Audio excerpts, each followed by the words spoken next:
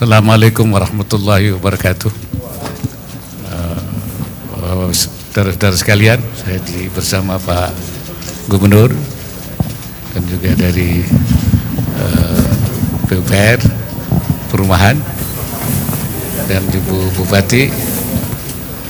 Sore ini saya berkunjung di dalam rangka juga menyampaikan dan melihat program bantuan pemerintah.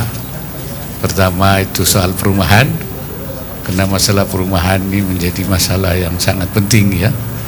Banyak rumah-rumah yang tidak layak huni. Tadi saya sudah dilapori, sudah di beberapa kabupaten ya, di Jogja, dan saya tanya mereka bagaimana rasanya setelah rumahnya diperbaiki. Mereka merasa senang, dan saya lihat asalnya seperti ini, setelah dibangun sangat layak huni ya, dan mereka merasa, dan ini merupakan program pemerintah yang akan terus dikembangkan, bagian daripada perbaikan hidup masyarakat. Dan yang kedua itu pemberdayaan ekonomi melalui bantuan-bantuan permodalan dan juga bimbingan teknologi. Ada produk batik, ada produk. Jadi pemerintah tidak hanya memberikan bansos ya untuk perlindungan sosial, tetapi di dalam rangka pengentasan kemiskinan itu justru kita ingin memberdayakan ya. Dan tadi saya lihat hasilnya, dari ada yang tadinya itu penghasilannya cuma 300 menjadi 1 juta ya, dan saya melihat setelah dikembangkan mereka masih bisa juga dinaikkan. Ini yang saya sebut, jangan sampai pengusaha kita itu ya tidak punya kesempatan kemudian bisa sudah menjadi UKM. Nah, UKM ini jangan sampai dia stunting ya, artinya nggak naik ya. Kita terus dorong lagi, kembangkan supaya dia menjadi ya, ini dalam rangka pengentasan kemiskinan ya. Itu saya kira itu juga bantuan-bantuan sosial yang sifatnya ya untuk konsumtif, dan kemudian untuk pendidikan ya, untuk keluarga. Itu ada dua hal. Jadi masalah kemiskinan itu direspon oleh pemerintah melalui dua program, pemberian sosial dan pemberdayaan ekonominya. Saya kira itu hal yang selama ini kita lakukan, dan mudah-mudahan ke depan ini akan terus dikembangkan. Barangkali itu ya. Silakan, mungkin ada Pak Gubernur ada. Ya, selamat sore, assalamualaikum warahmatullahi wabarakatuh. Selamat sore Pak Wapres, saya Eno dari Pro 3 RRI. Mungkin tadi Pak Wapres sudah menyatakan memberikan statement mengenai bansos itu mungkin menitik beratkan pemberdayaan. Bisa mungkin lebih dielaborasi Pak, karena sebelumnya Pak Wapres juga sudah menyatakan mengenai bansos tersebut. Pertanyaan saya yang kedua terkait dengan ketertarikan Vietnam untuk bekerja sama dengan Indonesia khususnya untuk pengadaan sertifikasi halal. Bagaimana tanggapan Pak Wapres terkait hal tersebut? Terima kasih. Ya, saya kira pemerintah sudah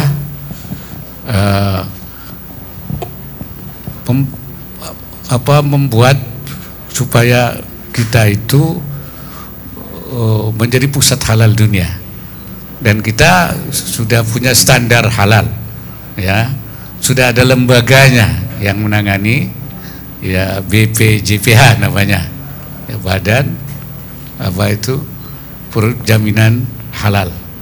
Nah, ini karena itu ini kita memberikan asistensi bukan saja untuk di dalam negeri tapi juga di luar negeri. Ya, kita punya lembaga-lembaga yang sudah kita buat. Ada di Korea, namanya lembaganya itu Ini Halal Korea.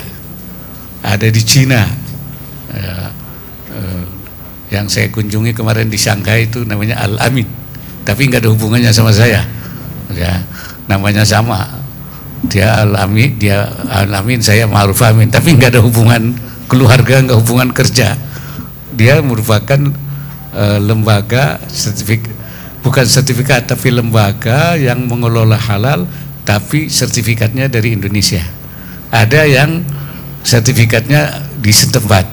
Oleh karena itu saya kira keinginan Vietnam ini akan kita respon. Ada dua, apa mereka hanya menjadi semacam lembaga pengelola yang sertifikasinya di Indonesia, atau juga mereka ada lembaga sampai kepada sertifikasi sendiri, hanya kita mengindos saja.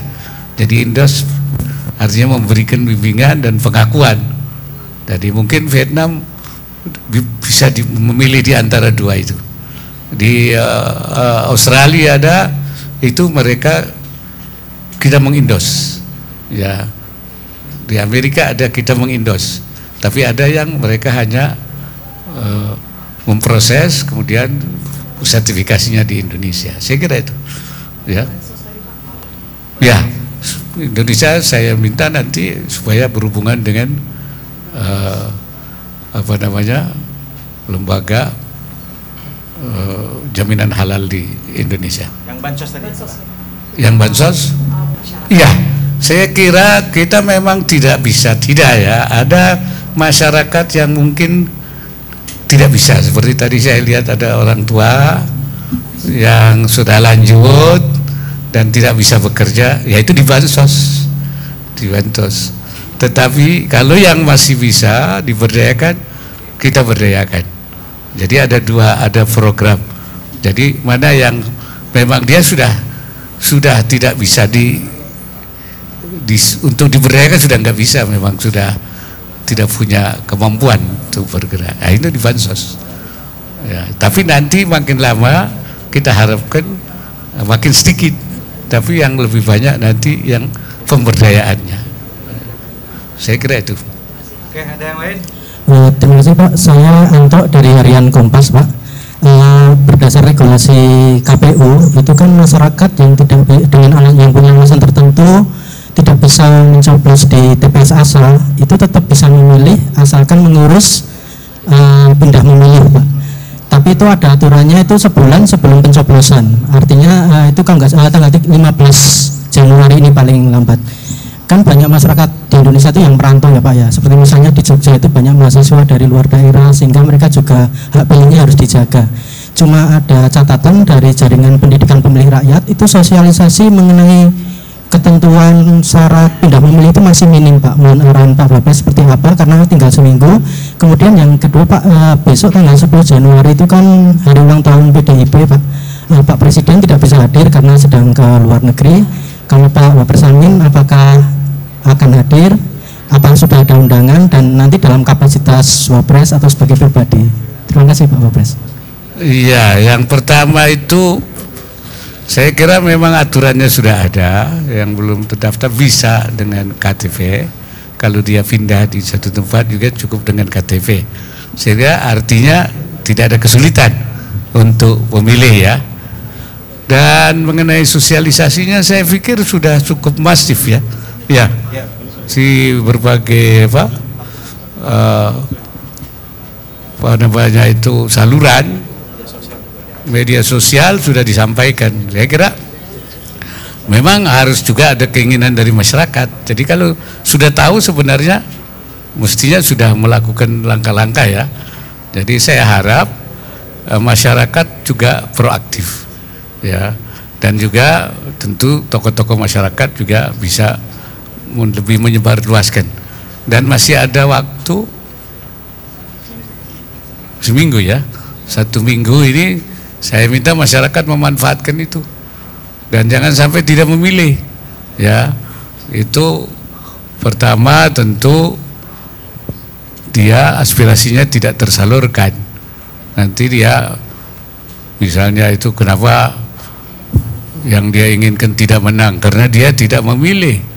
Ya kan, saya memilih dalam hatinya itu memilih A, tapi dia nggak memilih, si calon A-nya kalah, nanti dia akan menyesal, kenapa saya nggak milih kan. Jadi jangan sampai tidak milih. Dan kedua, supaya pemilihan umum ini kita diikuti oleh ya jumlah yang memadai, supaya juga hasilnya legitimate ya, artinya memang masyarakat. Dan saya kira nggak sulit ya, karena itu saya minta wartawan juga, media terus menyebarluaskan ini, barangkali itu ya, mudah-mudahan semua bisa mendengar, semua bisa, dan semua bisa milih. Saya kira itu yang pertama. Yang kedua, ya saya diundang ya, ini kan Pak Presiden pergi ke luar negeri ya, mewakili pemerintah untuk hadir dalam undangan itu. Saya kira itu ya, mudah-mudahan kalau tidak ada halangan ya, artinya besok pagi saya harus kembali kalau begitu ya, saya kira itu. Oke. Pak Wapres, satu Emir Media Indonesia, Pak Wapres. Soal pelanggaran pemilu yang sepertinya yang marak dan sepertinya terkesan dibiarkan, dan pelanggaran pemilu itu terutama di kalangan ASN dan pokoknya aparat negara lah, entah itu ASN, kadang-kadang aparat TNI dan Polri.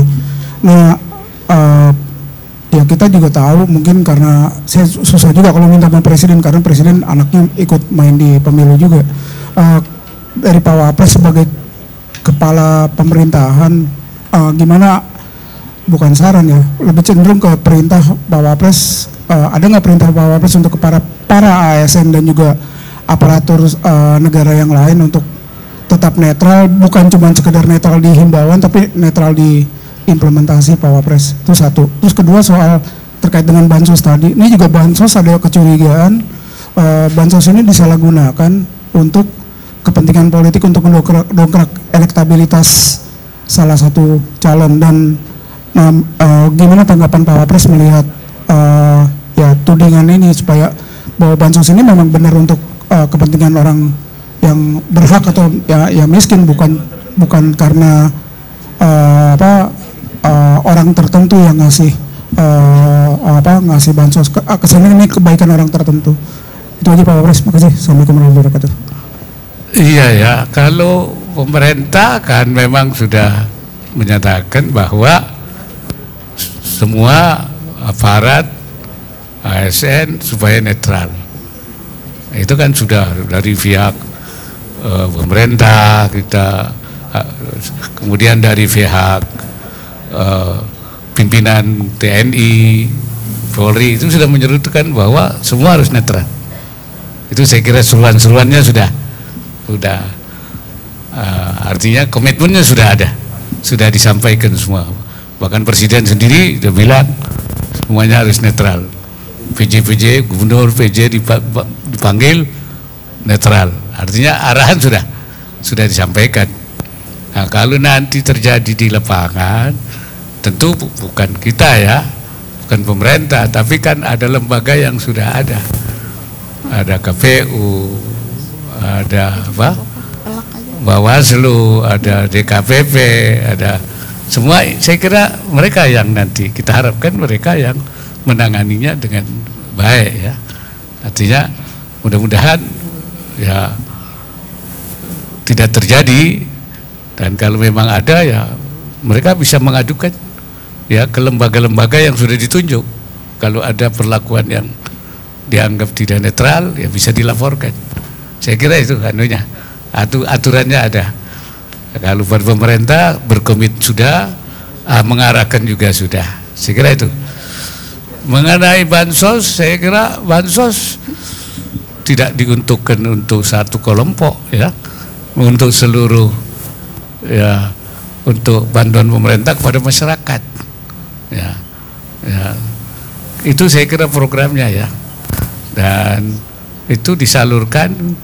Nah, saya tidak melihat bahwa ada semacam ini bansos tapi milih itu. Saya kok belum dengar itu ya. Ya, andai kata itu terjadi juga tentu bisa saja dilaporkan. Tapi kalau dari atas, ya bansos itu diberikan kepada semua golongan tanpa ada bahwa harus dia milih ini, milih itu, nggak ada. Itu kan bukan sekarang bansos itu, kan dari kemarin-kemarin, bukan karena ada pemilu ada bansos kan. Ya bansos sudah ada sejak dan terus diberikan sampai sekarang ya diberikan seperti biasanya. Ya seperti saya tadi ya seperti itu. Nggak ada saya harus suruh begini kan.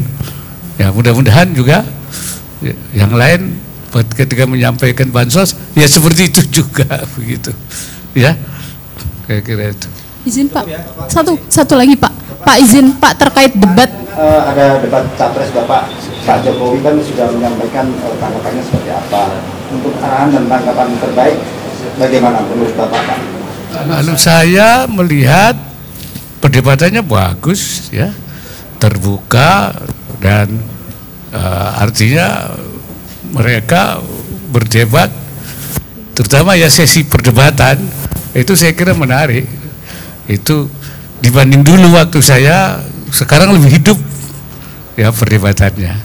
Tapi kalau soal substansi, saya kira saya tidak perlu memberi komentar. Saya kira masyarakat sendirilah bagaimana ketika masalah substansinya itu, mana yang baik, mana yang kurang baik, mana yang bagus, mana yang, itu kan publik ya.